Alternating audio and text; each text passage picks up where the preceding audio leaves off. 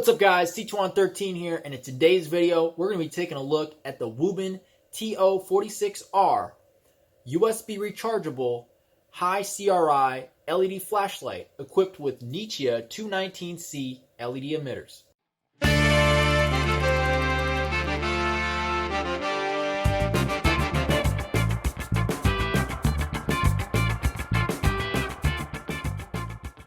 Alright guys, so this right here is the Wuben TO46R, and this thing is a high CRI Nichia 219C LED USB rechargeable flashlight, and it runs off of a standard 18650.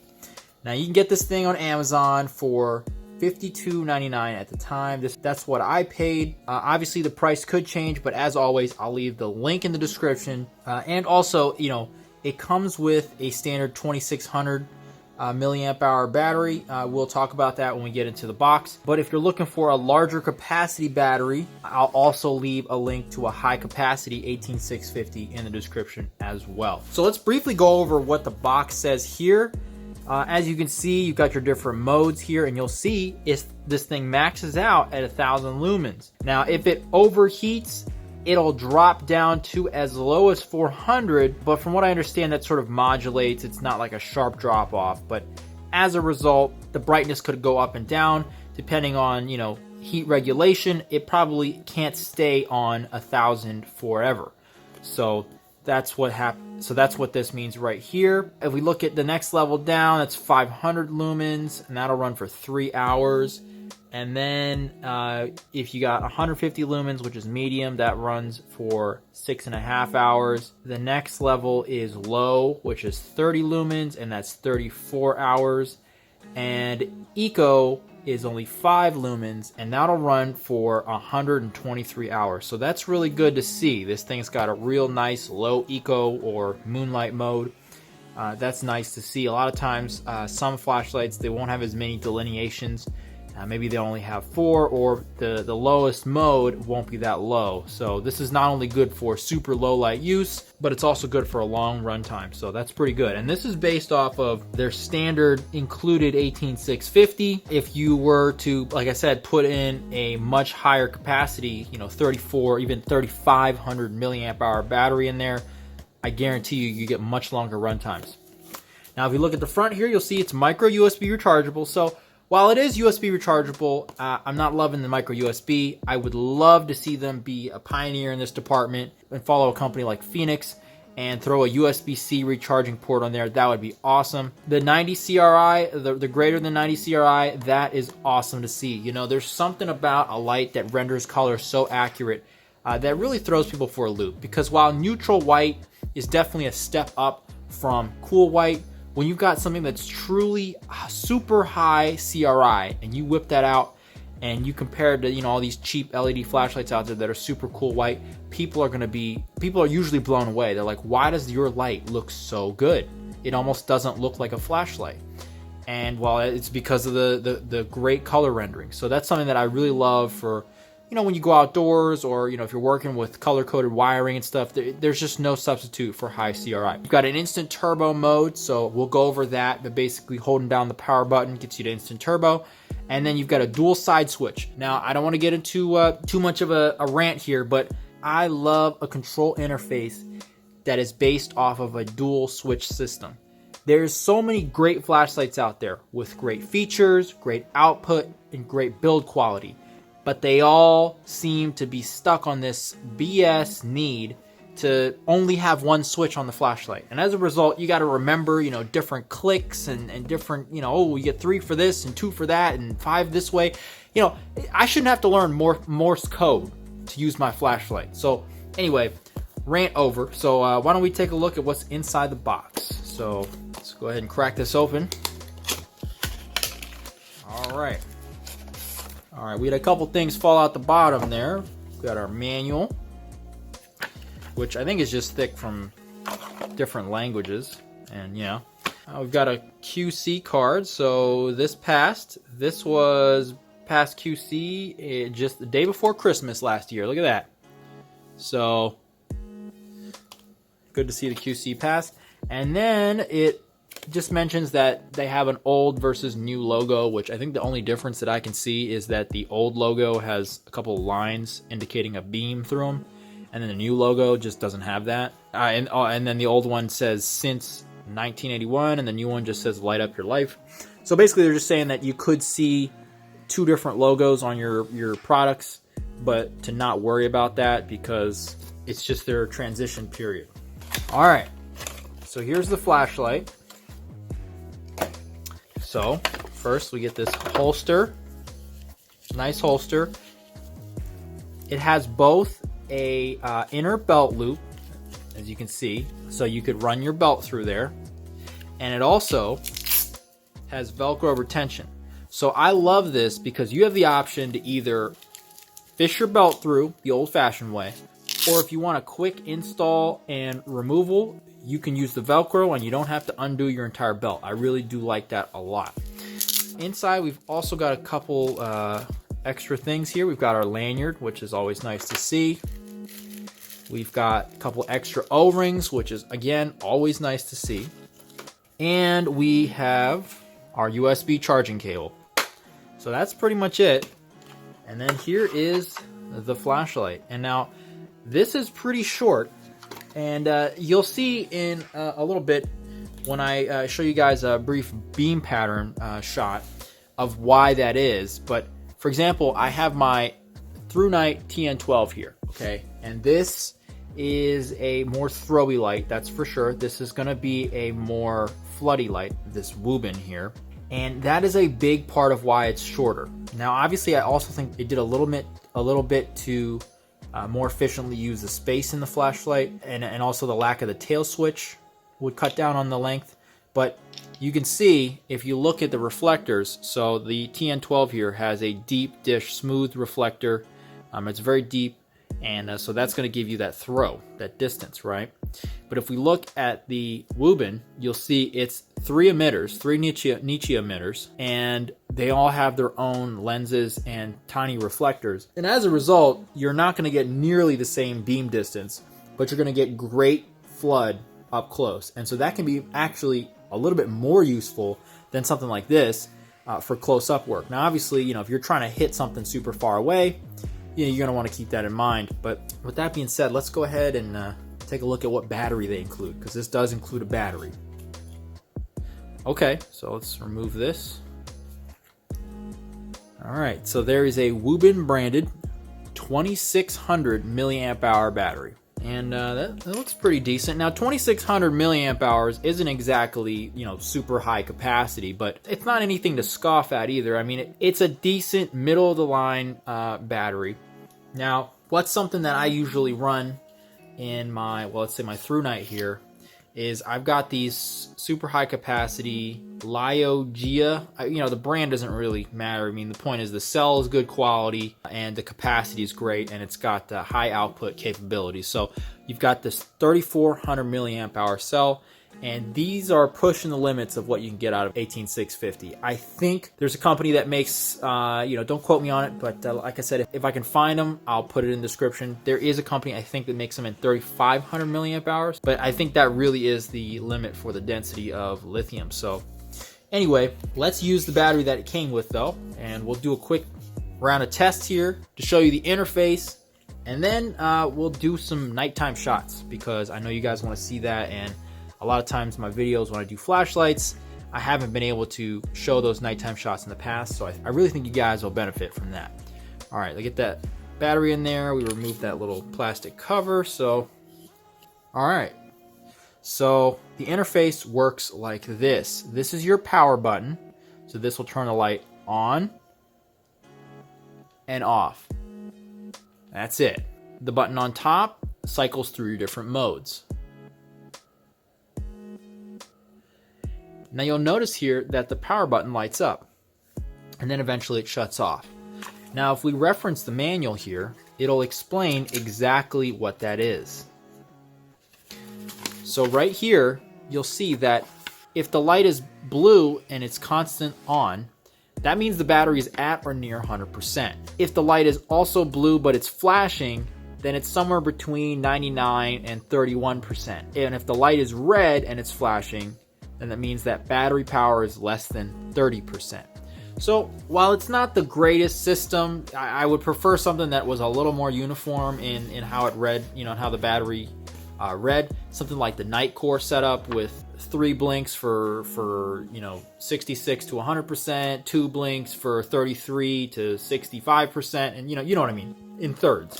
But the fact that this thing has a battery gauge at all, to me, is a great feature, because really the one thing I hate is not knowing with this through night where my battery is. I have no idea. The only way for me to tell what my battery is to realistically pull it out and throw it on the charger and see how much power the charger's indicating it still has. In the field, I'm not going to bring a multimeter with me and check the voltage or anything like that. So having a built-in battery gauge is great. Maybe even not for knowing exactly how much power I have, but just knowing if I'm super close to dead. Because if I am, I'll plug it in or I'll pull the battery out and charge it. All right, so now that we've gone over that, let's go over the other 2 modes. So of course we know this button, if we just press it on and off, that's just the on and off switch. But if you press and hold, you'll see that gives you instant turbo, that instant 1000 lumens right there. And then once the flashlight is on, you'll see it has memory, which is also a great feature. This interface here works a lot like the Night Core, and I really do like it a lot. I think more flashlight manufacturers should shoot for this sort of 2-button interface. It's very nice. If we turn this on and the light is on, that second button, if you press and hold, you'll get your tactical strobe, and you'll see that it changes speed. It's not a constant speed tactical strobe. And you press it again to turn that off. Another thing I want to just show you guys is, it's very subtle, but it's very apparent when it's in your hand. The power button is actually lower in height than the mode button. So it means that when you run your finger over it, that ridge is extremely apparent. Like, there's no mistaking that. And so even if you're just blindly fumbling with the flashlight, the differentiation between the two is very obvious. So basically, you won't think you're hitting the power button when you're really hitting the mode button, or vice versa. It's very difficult to confuse that, and I really do like that. That just adds to it, because I think there is some aspect of a tail switch being hard to miss, but with a side switch, this has got to be the next best thing if you've got a 2-button interface setup. So the last thing I'm going to do is, it's not a great comparison, but it's better than nothing until we get to the nighttime beam shots, is I'm just going to do a quick comparison.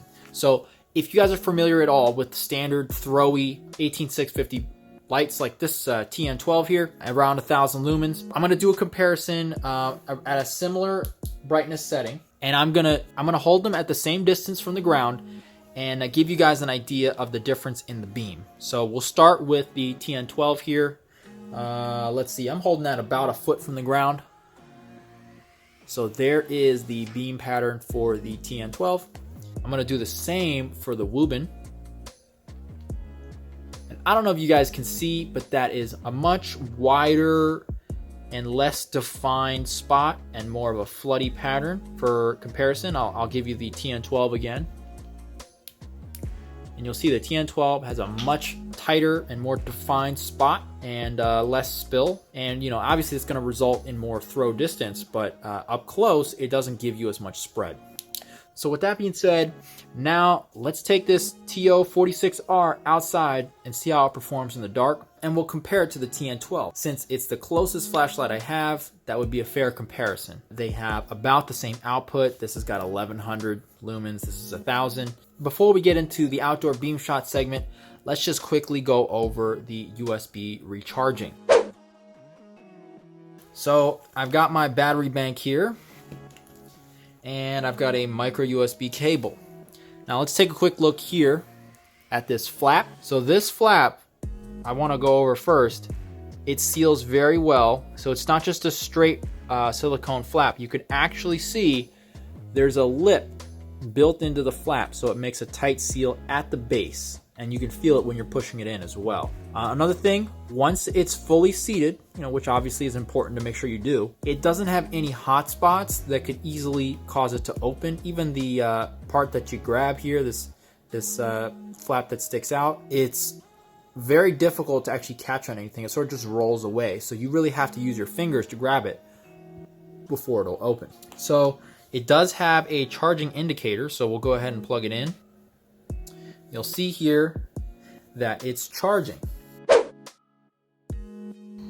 Alright guys, so this is the darkest area that I could find anywhere close to my house. But basically you're looking over a unlit area within a park, and then down there is a lit road. And that telephone pole down there is about 100 feet from here. Now you can't really see it other than in shadow, but I'm going to go ahead and use the Wuben TO46R right here, and we're going to go ahead. So in case you're wondering where I'm getting the light from right now, I got the 242C right here going, but we're going to be using the Wuben TO46R, and that's going to be towards that direction, and we're going to make a comparison with the Through Night TN12. So first we're going to start with the Wuben here on the lowest setting. Before we start, I'm going to dim my lantern so that there is no light pollution except from the street lights, which I can't really do much about. Okay, we'll start on the lowest setting here. As you can see, this is 5 lumens. You can see the grass illuminated in front of me, but not much else. But because it's very floody, you can see that there is a good spread. Now let's go up to low. Alright, you can see a lot more illumination here, but again, because of the short distance reflector that is not throwy but more floody, you're not getting a lot of distance on that. Now we'll go to medium. Alright, that's a little bit better. If you point over there, you can see that I can now illuminate that branch. I'd say that's about 20 feet away from me. And then we'll go to, what is that, high? Alright, got high. Now you can start to see that telephone pole down at the end there. And now you can see in turbo, you're able to see the telephone pole, the power line, and the background trees. Now it's not going to show up as great on camera, but I can tell you from here, I am able to clearly see those trees in the background. Maybe not enough to, look at the individual leaves and everything, but I can certainly identify the trees behind the telephone pole there. And certainly, if I'll point the camera up a little bit and down at the ground there, you can see how well this illuminates such a large area. Certainly, if you are looking for something that was dropped, or you're on a search and rescue type deal, and you're looking for maybe a lost animal or something else, something like this will be great because of the spread. Again, the throw isn't the best, but in terms of spread for a large area, it's a very useful spot of light that is very wide, and it's not a spotlight, and because of that, it's a lot more useful brightness for close-up work. So I'm going to go ahead and now grab the TN12, and we'll do a comparison here. So I'll go back on like a medium setting here, and I'll turn that off, and then we'll compare it to the TN12. So here is the TN12 in moonlight mode, and you can see how much dimmer it is in comparison to the Wuben. The Wuben only has a 5 lumen moonlight mode, whereas the TN12 has a 1 or 2 lumen, I think, moonlight mode, and so you can just see how much lower that is. The advantage, of course, being that when you have a lower moonlight mode, that was the TN12, and here's the Wuben. The lower moonlight mode means less impact on your night vision and even longer run times, but it's by far not the end of the world or a deal breaker. Now let's step it up. This is the TN12, and you can see this is on low. So again, decent light, but the spread certainly isn't nearly as wide. When we step this up to medium, you can really tell the spotlight aspect of this. So again, look at that tree over there, and you can see it's a much more defined spot that isn't flooding as much light. If we step it up to high, you can see here, we're getting a lot more throw out of this light, but again, not nearly as much spread. So if I point the light down at the ground, you'll be able to see it's only illuminating a small area. For reference, here's the Wuben, and you can see how much more of the ground is illuminated and isn't just a tight spot. And then for maximum distance, here's it in turbo, and you can just about see the trees over there. So there's 100 lumen difference in the lights. Really isn't anything to write home about in terms of actual paper specs.